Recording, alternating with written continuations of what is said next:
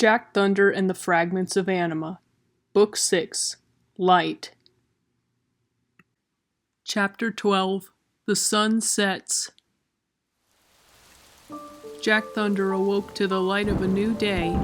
He sighed in relief. He'd finally managed to get to sleep.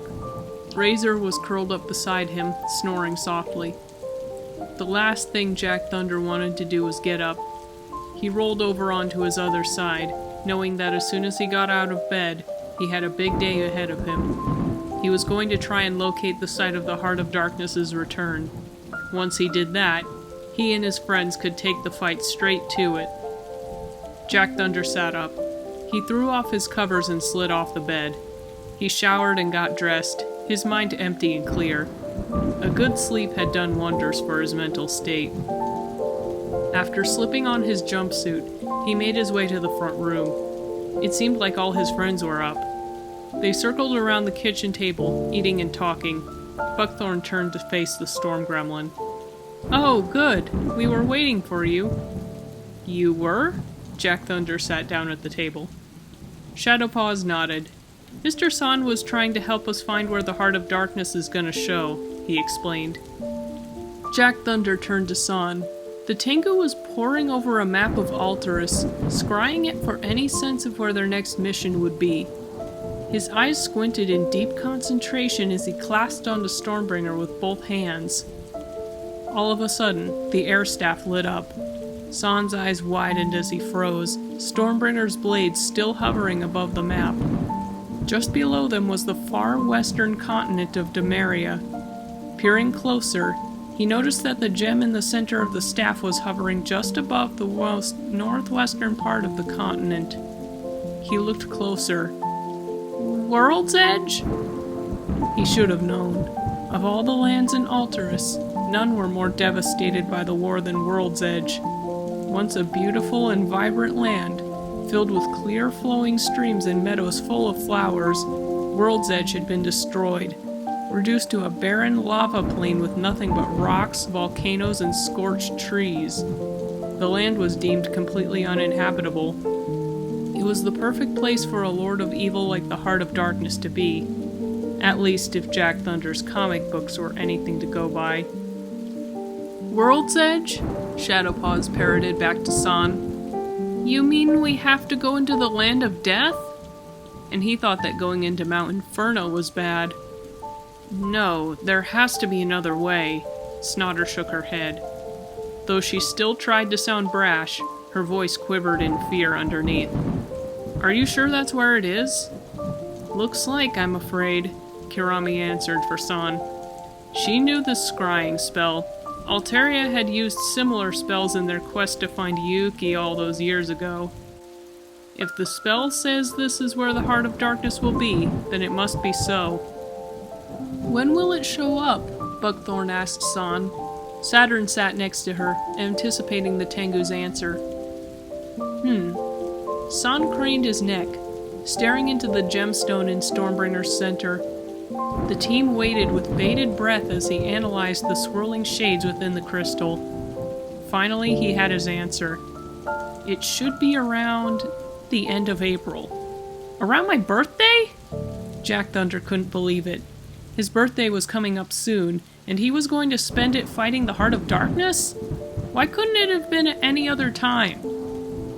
But at the same time, part of him liked this a lot. This would give him and his friends ample time to prepare and enjoy the spring weather before they had to fight. It was already approaching the end of March. Soon, the land below would be bursting into blossom, the colors of spring painting the world in brilliant hues and filling the air with fresh, sweet smells. Jack Thunder's heart fell.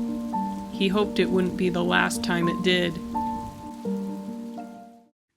From its place in the flip side, the Heart of Darkness watched Jack Thunder and his friends huddle around the map. It couldn't believe what had just happened the day prior. It had sent out all its best Wendigos on that mission. Those beasts had staged an all-out attack on the crew. It was the biggest they'd ever done. They'd made a blizzard so dense and impenetrable that they thought no one could get through it. They hadn't counted on the ingenuity of one certain Valkyrie that had joined the team only the day before. And then Nemesis betrayed them. The Heart's scowl deepened. The incompetent Wendigo had gone and done it again. Was it really that resentful? So much so that it would betray its own mission, even if it meant not getting the Anima it so desperately wanted? It made no sense to the Heart of Darkness. Unless... Looking at Jack Thunder and his friends now, the Heart could see how close they were. Even though she'd only met Saturn the day before, that reef siren Buckthorn was talking to him like they were old friends. So were Shadowpaws and Kirami. The Heart thought Nekomata and Kitsune were enemies, yet these two weren't fighting at all. The Heart of Darkness's memory drifted back to the time before it was the Heart of Darkness. It remembered when it had first created Alterus. It loved its creation, and they loved it back. But over the years, the Heart had grown greedy. It began to favor those whose sacrifices it preferred. It just kept eating and consuming, letting the Wendigos in until it was in the situation it was in now. The Wendigos had promised it so much. Endless favor, worship.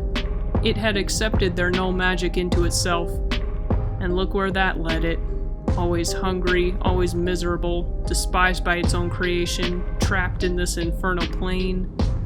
What would it take to become whole again? The Heart's gaze fell back on the crew.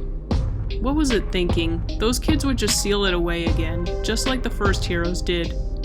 But then again, it remembered how it caught Jack Thunder reading about Heaven's transformation back on Mount Inferno. From the looks of it, the little storm gremlin wanted to try it out on the Heart of Darkness. Such foolishness. That storm gremlin didn't know the half of what he was dealing with. The Heart saw the searing anger in his eyes when its army stole his lightning powers. Imagine he'd gotten a glimpse of the real Heart of Darkness. Even he and his insipid friends would lose themselves to hate. Hate. Armies might not have been enough to tear those kids apart, but could they stand up to an attack from the inside? The Heart of Darkness began to formulate a plan. The veil between Alterus and the flip side was so thin now, thin enough that it could get inside the minds of each one of them. It would learn their secrets, it would prey on their fears, and it would get them to turn their backs on their mission. By the time the Heart was done with them, it wouldn't matter to any of them if Alterus was destroyed. The Heart of Darkness didn't know that behind it, Nemesis stared into the viewing window into Alterus too. The former Wendigo general sighed deeply, letting itself disappear into the depths of the flip side. Only a red and gray cape with a high mantle remained.